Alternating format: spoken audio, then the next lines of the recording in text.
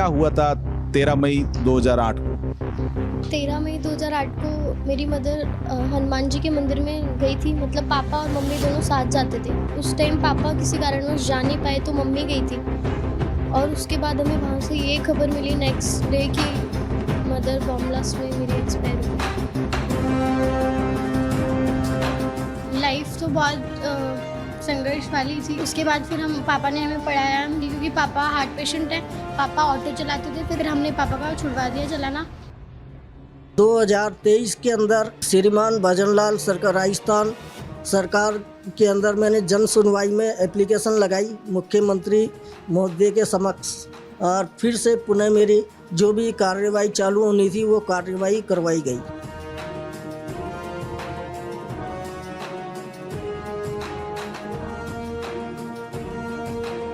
एक तरफ देश में औरंगजेब को लेकर चर्चा चल रही है कि औरंगजेब ने इस देश में क्या क्या अत्याचार किए।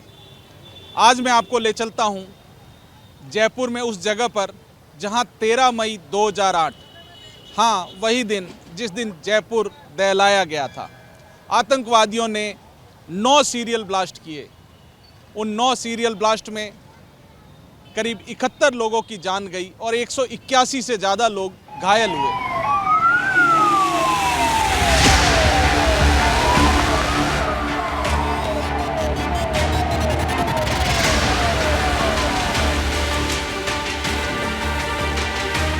तेरह मई 2008 जयपुर की शाम, एक खौफनाक दिन जो कभी नहीं भुलाया जा सकेगा। शहर की गलियों में एक के बाद एक 8 धमाके होते हैं।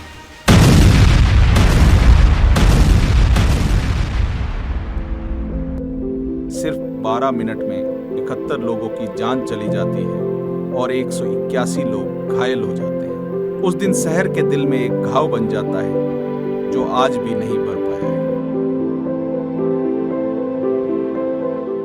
कहानी एक परिवार की जो जयपुर बम ब्लास्ट के दर्द को 17 सालों तक सहेज कर रखे बैठा था। मेरे पीछे आप देख रहे हैं हनुमान मंदिर। यहाँ पे भी सीरियल ब्लास्ट हुआ था।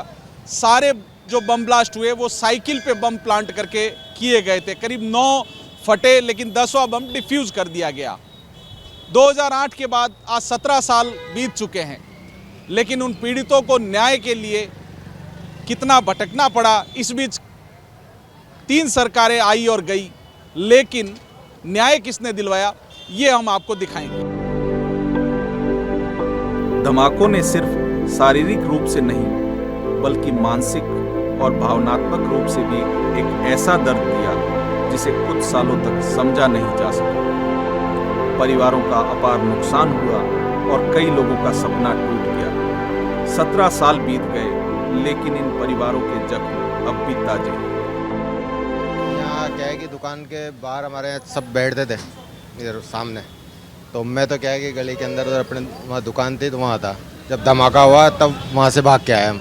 तो यहाँ पे माड़ा वाले के पिताजी और एक हमारे राधेश्याम जी यादव है वो, और एक हमारे दुकान पे काम करने वाला था मोहन नाम था उसका वो, और एक हमारे गली के अंदर मोमडोने की बच्ची थी मारू भाई की, वो सब यहाँ पे ख़त्म हो गए। और माड़ा वाले के पिताजी थे यहीं बैठे थे। बम ब्लास्ट में यहाँ साइकिल पे लगा हुआ था वो, तो यहाँ से उसके तो बेचारे के छितड़े उड़ गए थे उसके, तो यहाँ ऊपर तक मतलब अंग चले गए थे उसके। यशवंत सिंह एक सामान्य परिवार के मुखिया थे। ऑटो चलाते थे।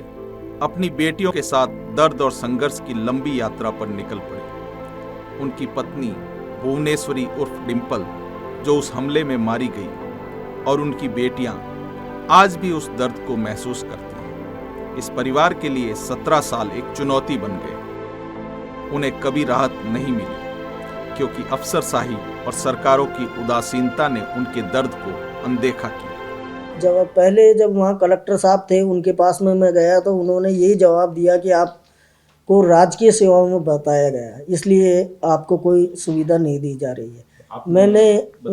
मैंने उनको बताया कि मैं राजकीय सेवा में नहीं हूँ, संविदा प्रकृति की मेरी नौकरी थी, जो घंटे के हिसाब से मुझे पोस्ट ऑफिस से पैसे मिलते थे। क्या हुआ था 13 मई 2008 को? 13 मई 2008 को मेरी मदर हनुमान जी के मंदिर में गई थी। मतलब पापा और मम्मी दोनों साथ जाते थे। उस टाइम पापा किसी कारणवश जा नहीं पाए तो मम्मी गई थी। और उसके बाद हमें वहाँ से ये खबर मिली नेक्स्ट डे कि मदर बॉम्ब ब्लास्ट में मेरी एक्सपायर हो गई। उस टाइम हम बहुत छोटे थे। गवर्नमेंट ने बहुत सारे उसमें पैकेज वगैरह और अनुकंपा नियुक्ति अनाउंस की थी। तो उसमें ये था कि जब हम लोग बालिग हो जाएंगे तब हमें अनुकंपा नियुक्ति मिलेगी। तब हम बालिग हुए 18 इयर्स के 20 साल में हमने ये प्रयास चालू किया था। उस टाइम अशोक गहलोत जी की सरकार थी। तब हमें सही से रिस्पांस नहीं मिला। हम जन सुनवाई में जाते थे तो क्या जवाब मिलता? सर वहाँ पे ना कोई रिस्पांस ही नहीं मिलता था। हम एप्लीकेशन देते थे और बार बार ना रिप्लाई ये आ जाता था कि अभी कलेक्ट्रेट में लगाइए। फिर जब हम कलेक्ट्रेट में जाते थे तो फिर वहाँ से यही रिस्पांस आता था कि फादर गवर्नमेंट सर्वेंट हैं, जबकि ना मेरे फादर गवर्नमेंट सर्वेंट और नियमित सेवा में नहीं थे। वो यशवंत सिंह ने न केवल सरकारी दफ्तरों के चक्कर लगाए बल्कि अपनी बेटी के भविष्य के लिए भी संघर्ष किया। उनकी बेटी जो अब नौकरी के तलाश में थी, कभी यह उम्मीद छोड़ चुकी थी कि किसी दिन परिवार को न्याय मिलेगा। लेकिन एक दिन कुछ बदलने की शुरुआत होती है। दिसंबर 2023 में राजस्थान में सत्ता में आए मुख्यमंत्री भजनलाल शर्मा ने इस मामले को अपने हाथ में लिया और आदेश दिया कि जयपुर बम ब्लास्ट के पीड़ितों को न्याय दिलाने के लिए जो भी आवश्यक कदम हैं वो उठाए जाए। यह वो समय था जब यशवंत सिंह को उम्मीद की एक किरण दिखी। जयपुर के जिला कलेक्टर डॉक्टर जितेंद्र सोनी और राज्य प्रशासन ने संवेदनशीलता दिखाते हुए इस मामले की जांच शुरू की। 17 साल पुरानी फाइलें फिर से खोली गई और पोस्ट ऑफिस से 2008 की जानकारी मांगी गई। ये bomb blast, Jaipur bomb blast की विक्टिम है। इन्होंने अपनी मदर को इस में खोया है। जन सुनवाई में ये प्रकरण सामने आया। वो यहाँ आई, इन्होंने कलेक्टर साहब को अपनी पीड़ा बताई। इन्होंने बताया कि किस तरह से इन्होंने अपनी मदर को खोया और उसके बाद 17 साल से ये स्ट्रगल कर रही है उसमें कुछ रिलीफ पाने के लिए सरकार से। और इनका इशू ये था कि कुछ पेपर्स की कमी से, कुछ जांच के अभाव में इनको रिलीफ नहीं मिल पा रहा था। तो कलेक्टर साहब ने इसको बहुत ही संवेदनशीलता से इसे डील किया और इनके जो प्रीवियस डिपार्टमेंट जहाँ इनके फादर काम करते थे पोस्ट ऑफिस में, वहाँ बात की और इनके पेपर्स वहाँ से मंगवाए और हमें ये डायरेक्शंस दिए कि एक बार फिर से हम इसकी सही तरीके से जांच करें। आप सरकारी कर्मचारी नहीं थे, फिर भी आपको सरकारी कर्मचारी बताकर जो पैकेज मिलने वाला था या नौकरी मिलने वाली थी उसको क्यों रोका गया? आपको आज तक कारण पता चला? मुझे यही कारण मालूम चला कि राजकीय सेवा में नहीं था, फिर भी मुझे राजकीय सेवा में बताया गया।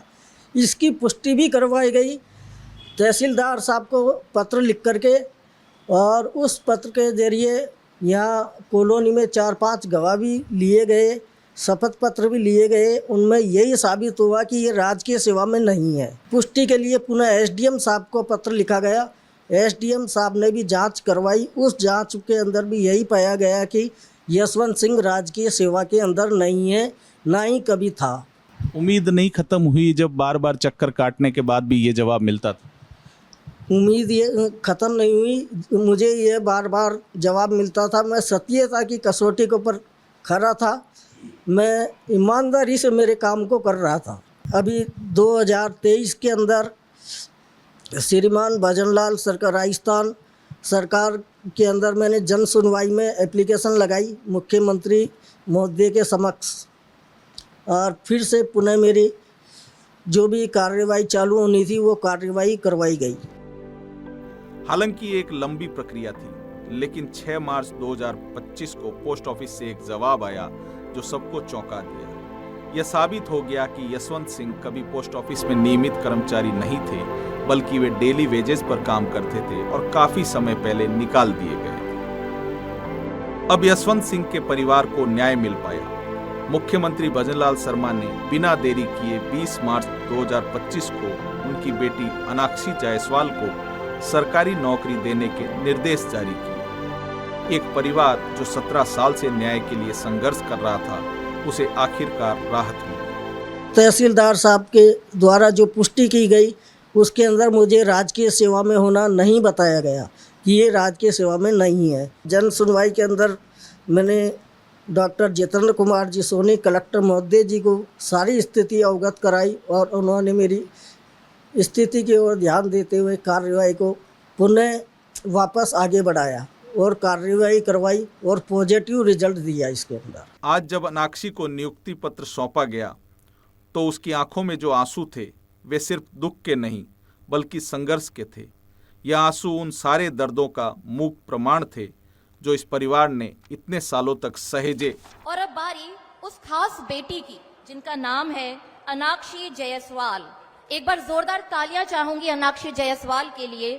अनाक्षी जायसवाल की माता श्रीमती भुवनेश्वरी देवी का देहांत जयपुर बम ब्लास्ट में हो गया था।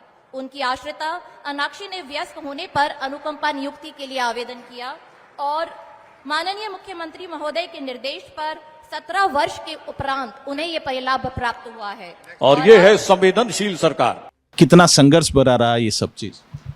लाइफ तो बहुत संघर्ष वाली थी क्योंकि हम तब छोटे थे तो उसके बाद फिर हम पापा ने हमें पढ़ाया, हम स्कूल जाने लगे। फिर हमने खुद से जॉब स्टार्ट करी क्योंकि पापा हार्ट पेशेंट हैं।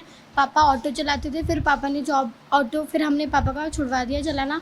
हम पहले जब कलेक्ट्री जाते थे कि फादर गवर्नमेंट जॉब में है, नहीं लगेगी। वहाँ पे और भी लोग थे, उन्होंने भी मना कर दिया था कि नहीं होगा, आप इस काम को छोड़ दो। कलेक्ट्री में एक PA सर पता नहीं कौन थे, उन्होंने भी बोला कि आपकी फ़ाइल नहीं है, यहाँ पे कुछ भी नहीं है, छोड़ दो। फिर हम उनके पास गए, उन्होंने सर ने अच्छे से बात करी। उसके बाद सर ने वापस फ़ाइल खुलवाई। राघव सर थे तब हम गए थे तो फ़ाइल बंद हो गई थी। अभी जितेंद्र सर के पास गए, उन्होंने पूरी फ़ाइल रीओपन करवाई। उसके बाद भी रेस्पॉन्स यही था कि गवर्नमेंट जॉब में है। तो सर ने पापा के पोस्ट ऑफिस में बात करी। पापा भी पोस्ट ऑफिस गए थे बट उन्होंने पापा को कुछ लिख के नहीं दिया। सर ने जब डायरेक्ट खुद से बात करी कॉल पे तो उन्होंने रिस्पॉन्स दिया कलेक्टर सर को। फिर सर के एक कॉल से बहुत अच्छा काम होगा। अगर इसी तरह सर जैसे कलेक्टर अच्छी चेयर पे अगर कोई सर जैसा हो तो बहुत लोगों की हेल्प हो सकती है। यह सिर्फ एक परिवार की कहानी नहीं है बल्कि उन तमाम परिवारों की कहानी है जिन्होंने 2008 के जयपुर बम ब्लास्ट में अपनों को खोया था और आज भी न्याय की प्रतीक्षा कर रहे हैं। शायद यह फैसला एक शुरुआत हो लेकिन अब भी बहुत कुछ बाकी है। जयपुर का दर्द अभी भी जिंदा है और यह कहानी उन सब के लिए एक संदेश है जो पीड़ित हैं कि कभी न हारें, कभी न उम्मीद छोड़ें, इंसाफ देर से ही सही मिलता जरूर है। यह कहानी है उम्मीद, संघर्ष और इंसाफ की जो आज भी हम सबके दिलों में जिंदा है। जयपुर बम ब्लास्ट 17 साल हो गए लेकिन वो जख्म अब भी ताज़ा है। सरकार ने संवेदनशीलता दिखाई, प्रशासन ने संवेदनशीलता दिखाई तो एक पीड़ित को न्याय मिला। ये न्याय उन सभी के लिए एक आशा और उम्मीद है जो आज भी न्याय के लिए भटक रहे हैं। लेकिन एक उम्मीद जो जिंदा है वो ये है कि न्याय देर से सही लेकिन मिलता जरूर है। सहयोगी दिनेश के साथ मैं विवेक श्रीवास्तव, सच बेधड़क के लिए, जयपुर से।